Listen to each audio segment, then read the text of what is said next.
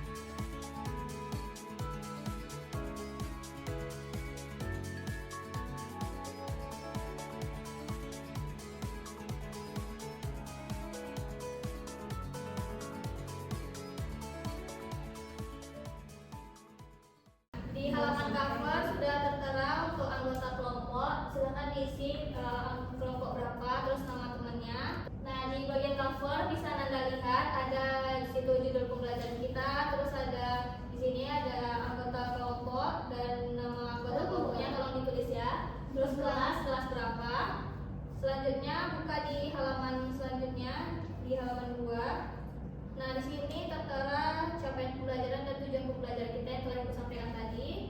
Untuk di halaman 3, Anda bisa membaca dan petunjuk penggunaan dari LKPD-nya.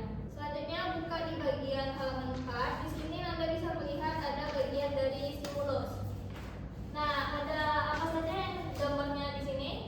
Ada H2O, H2O, ada H2O, terus H2O2, H2O2. H3COOH sama HCOOH.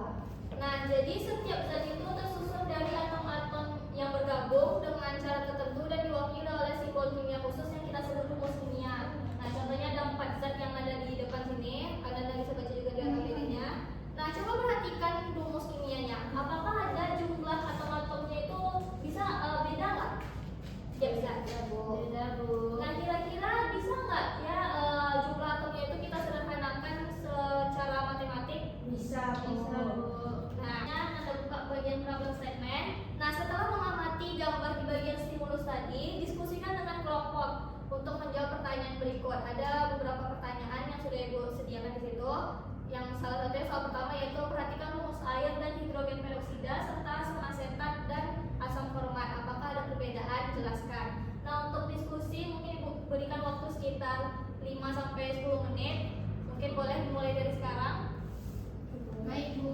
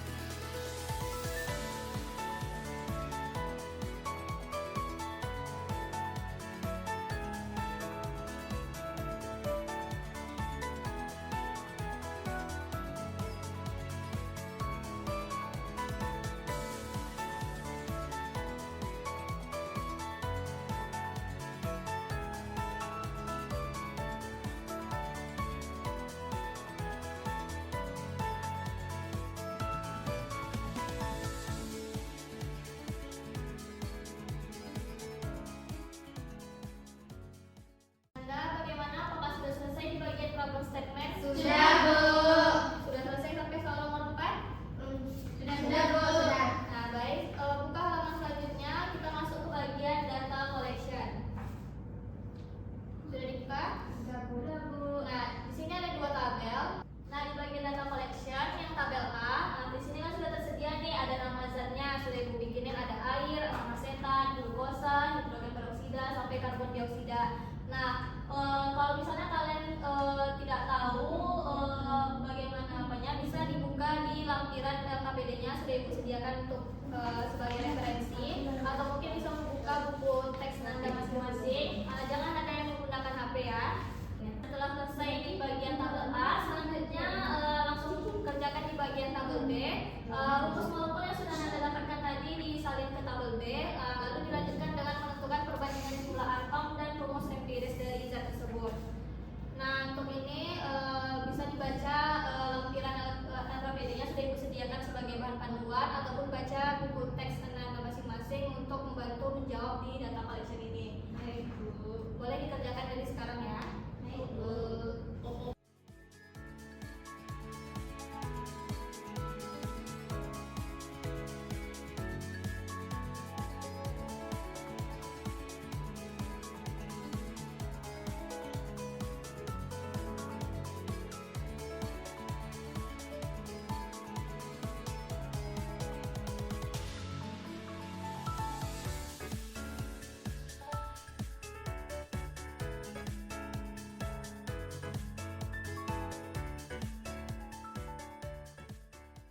Sudah selesai Nanda semuanya? Sudah, Bu. Nah, selanjutnya kita masuk ke halaman selanjutnya, boleh dibuka di bagian data processing. Nah, di sini tersedia lagi beberapa pertanyaan. Nah, kembali Nanda diskusikan bersama teman kelompok untuk menjawab pertanyaannya. Baik, Bu. Untuk jawabannya ditulis di tempat yang sudah Ibu sediakan. Nah, setelah ini setiap nanti bakal Ibu pilih satu kelompok untuk mempresentasikan hasil dari pengerjaannya. Jadi tolong dikerjakan dengan serius ya. Ya, Bu. Boleh dikerjakan dari sekarang.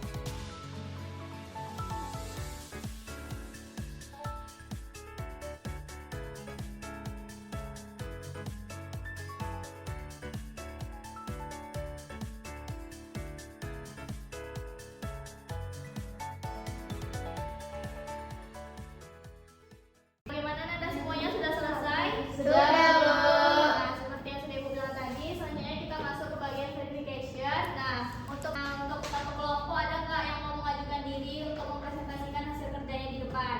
Kelompok 1, Bu. Kelompok satu mau?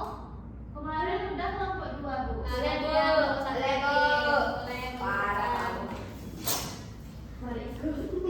Nah, untuk kelompok yang lainnya silakan simak ya. Nah, terus ada nih apakah jawaban kelompoknya sama atau tidak? Kalau misalnya beda, bagaimana yang bedanya? Boleh disimak presentasi teman-temannya. Baik, Bu. Guys, kalian tahu nggak? Assalamualaikum warahmatullahi wabarakatuh. Waalaikumsalam warahmatullahi wabarakatuh, Izin sebelumnya Ibu, di sini kami dari kelompok 2 akan mempresentasikan hasil dari diskusi kami, yaitu yang beranggotakan saya Tata Merianti dan rekan saya. Sri Wiyanti. Baiklah, untuk materi pertama akan dijelaskan oleh Sisri. Kepada Sisri, kami persilakan.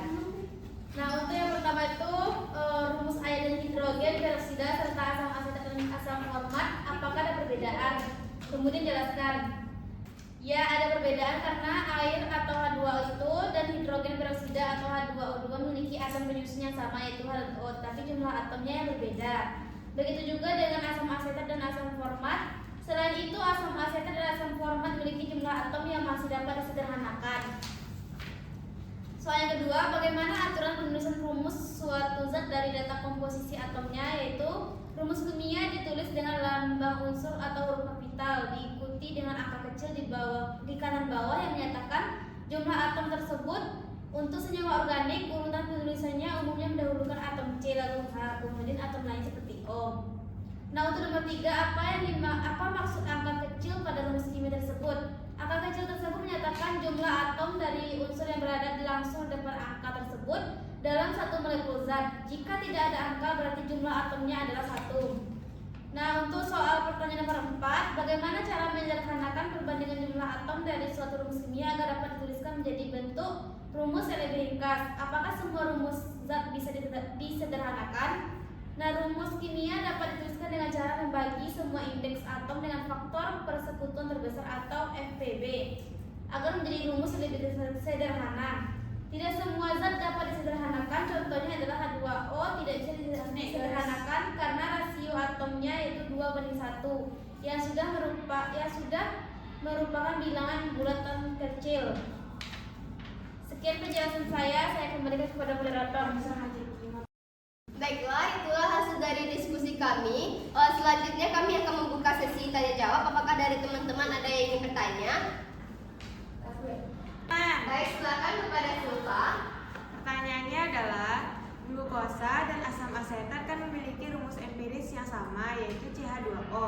Nah, apakah kedua zat ini sama dan mengapa rumus molekul tetap diperlukan? Terima kasih. Baik, terima kasih kepada Silva. Kami akan menjawab pertanyaan dari Silva. Yaitu pertanyaannya akan dijawab oleh Sisri. Kepada Sisri kami persilakan. Baik, untuk pertanyaan Silva, glukosa dan asam asetat memiliki rumus empiris yang sama, yaitu CH2O. Apakah kedua zat ini sama? Mengapa rumus molekul tetap diperlukan? Nah, kedua zat ini tidak sama atau berbeda. Meskipun rumus empirisnya sama, CH2O2, glukosa adalah senyawa gula raksasa, sedangkan asam asetat adalah asam cuka. Rumus molekul tetap diperlukan karena rumus molekul menunjukkan ukuran asli dan identitas asli zat kimia tersebut, sehingga sifat fisik dan kimia tidak tertukar. Sekian penjelasan dari saya kembalikan kepada moderator. Baiklah, itulah jawaban dari kelompok kami. Saya kembalikan kepada Silva. Apakah Silva dapat menerima jawaban dari Sisri? Baik, terima kasih kepada kelompok penyaji. Saya sudah merasa puas. Baiklah, sekianlah hasil presentasi kami pada hari ini.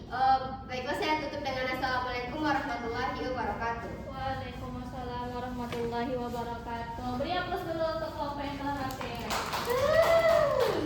Baik, kita akan kembali ke tempat duduknya masing-masing.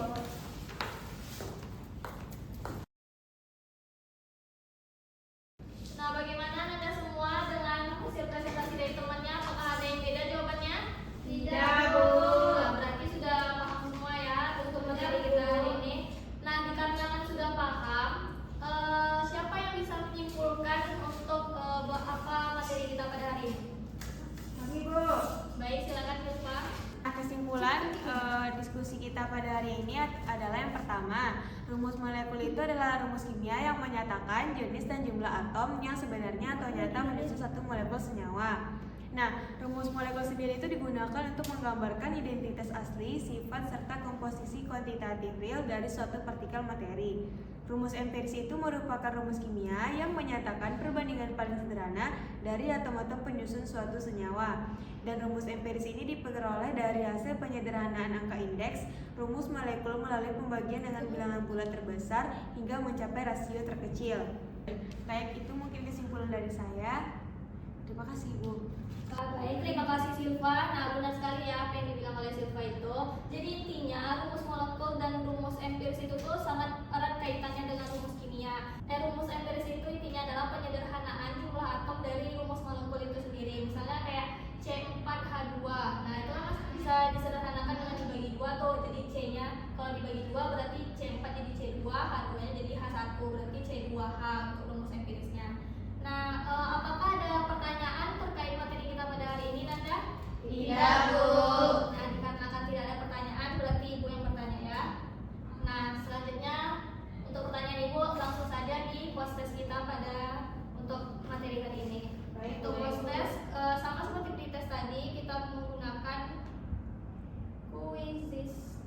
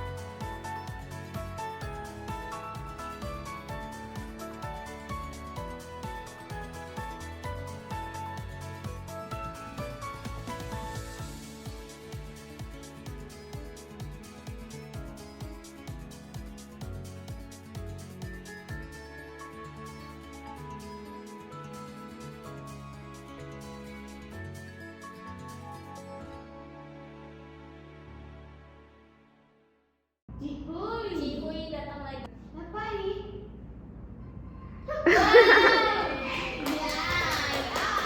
Mana kakak manis? Saya Putri mau- Pada kenapa itu? Untuk hadiahnya nanti ibu bagi kita. Baiklah, telah selesai podcast kita. Sudah sampai kita di ujung pembelajaran. Nah, kembali bertanya lagi. Jadi setelah materi ini, bagaimana perasaan anda semuanya? Nomor 8. 1, 2, 8. Oh, nomor 9 sih, Bu. Ya udah mau stop gitu, Bu. boleh. Bu, mari kita pulang lagi, Bu. Bu, aku juga mau nanya, Bu. Lagi deh, Bu.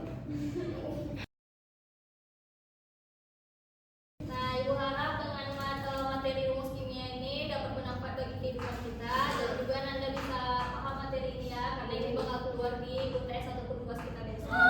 Dan ini juga ada hubungannya dengan materi yang akan datang, yaitu untuk tata nama senyawa. Jadi kalau misalnya masih ada entah mungkin Ibu tersilap melewatkan beberapa materi, bisa Anda baca lagi buku teksnya ataupun lihat lagi di video YouTube kan ada ya. Kita kan sudah Gen Z kan sekarang, nah, kita kan Gen Z. Bisa tuh dibaca lagi, dilihat video YouTube-nya, siapa tahu ada yang lebih mudah dimengerti dibandingkan bagaimana yang menjelaskan hari ini.